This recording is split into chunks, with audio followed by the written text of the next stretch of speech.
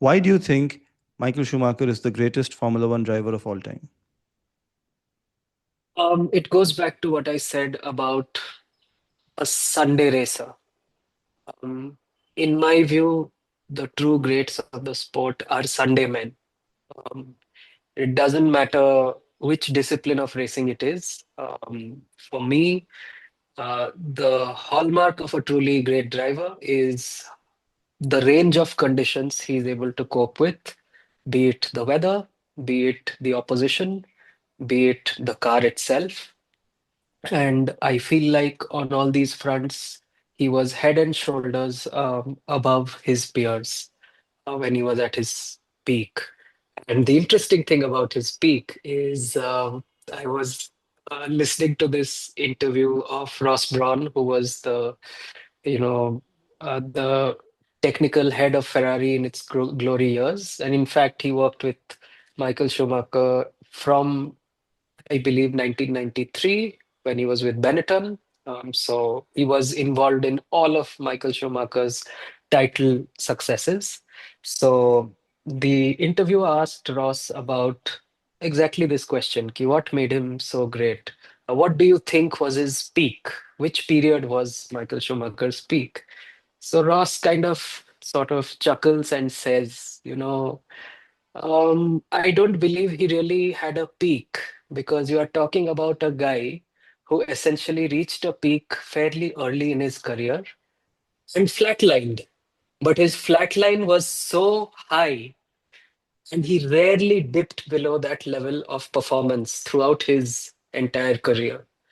Um, and also the other aspects, right? So now, this is just about, the speed, the ability in changing conditions, the ability to deal with pressure.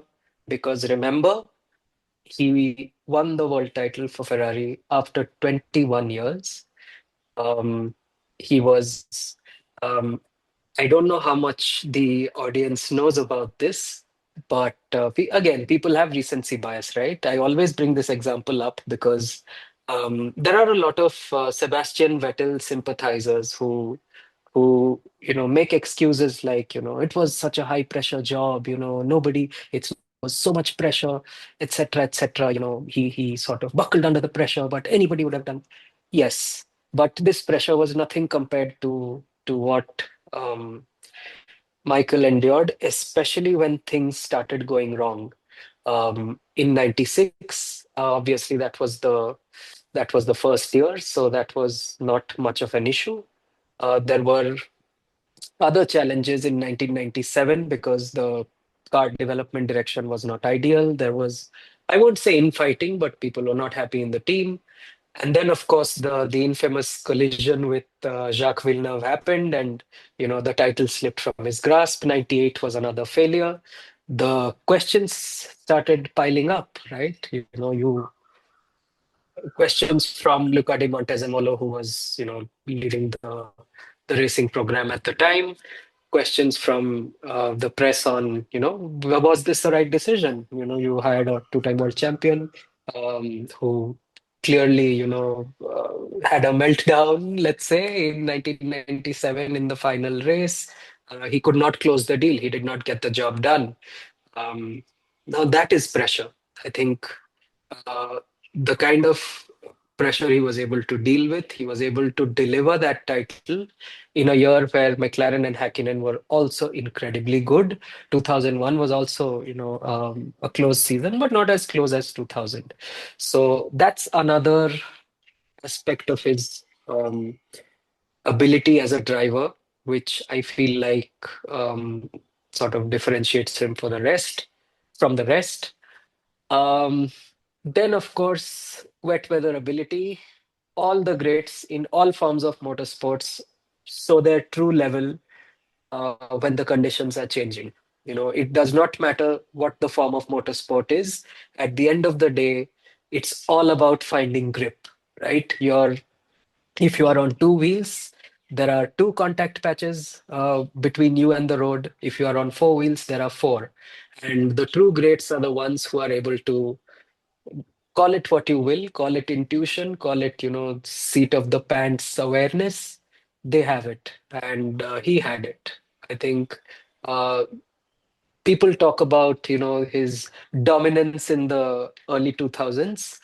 I would make the case that even if he never won a title after 2000, he would still be regarded as one of the, or if not the greatest modern driver of the era. Because if you look at his performances in the late 90s, he was doing things with that car which nobody else could have or should have done. The Perez 1997 example you brought up is a classic example. That car was not even the fourth or fifth fastest on the grid, and in absolutely appalling conditions, he proved why he was a cut above the rest. So these are some of the, racing and mental aspects.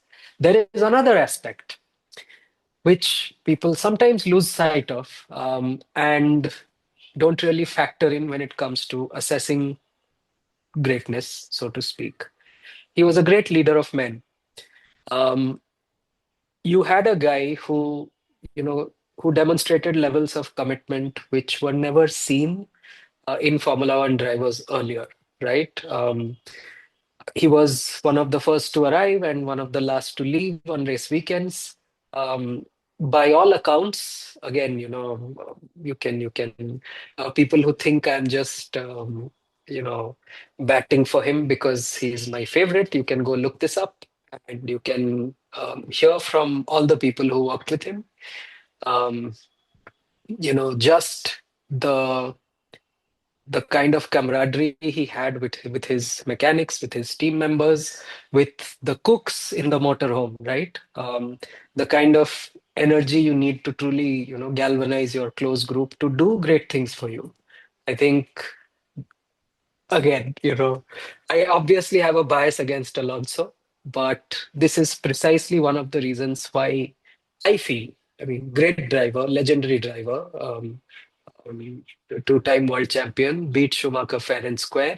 But he was, when he wins, it's his credit. When he doesn't, it's the fault of the team. And I challenge anyone to find me a single soundbite from Michael blaming his team.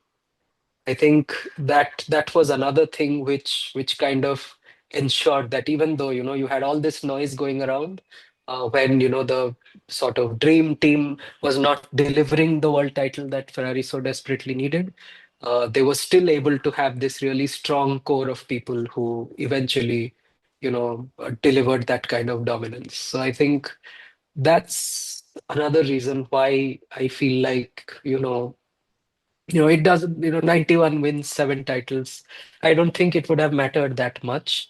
Um, Lewis Hamilton fans might say that I'm saying this because, now he no longer has the most race wins, and most of his records are now either with Hamilton or Verstappen. But it's true. It's true in a sport where it's not as easy to sort of define true greatness because of the disproportionate impact of the vehicle and the engineering on the outcome. But if you factor in all of these things, in my mind, there is no doubt that he was head and shoulders above his peers. And in fact, the kind of standards he set from a commitment, fitness, professionalism perspective, that's how modern Formula One is, and I think a lot of it is in his image, and to an extent Senna as well. Because I'll not I'll be remiss to not take his name here as well, because these were the sort of two superhuman kind of drivers that emerged in the late 80s and early 90s, who really showed that the sky is truly the limit when it comes to what you can achieve in Formula One. Um, I will. The final thing I will say is,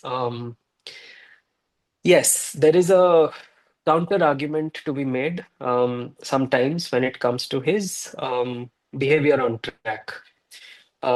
Similar to what Max Verstappen very rightly faces um, in today's day and age. Now, it's interesting, okay? By all accounts, he was an extremely nice guy off track. He used to he used to party with. There is a famous there's a video of he used to love karaoke, and there's great footage of him partying with Williams people, with people from McLaren, etc., etc. So off the track, there was no doubt about who he was as a man.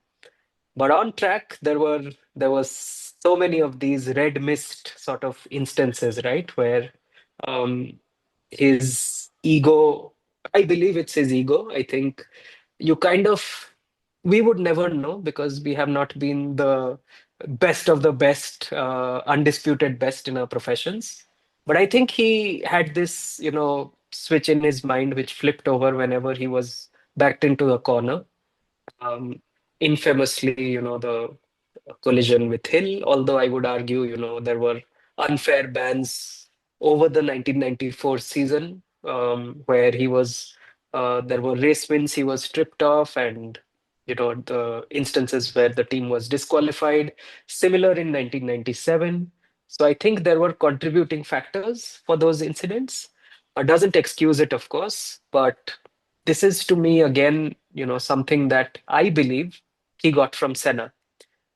He really admired Senna, and Senna was also of this, uncompromising variety of drivers who really thought they were better than the others. And they're humans after all, right? What good would be a hero if we didn't have demons to fight? I mean, no one's perfect. So yeah, that's a very long answer, but since I've had so many years to think and ponder over this, I thought I'll give you the long answer.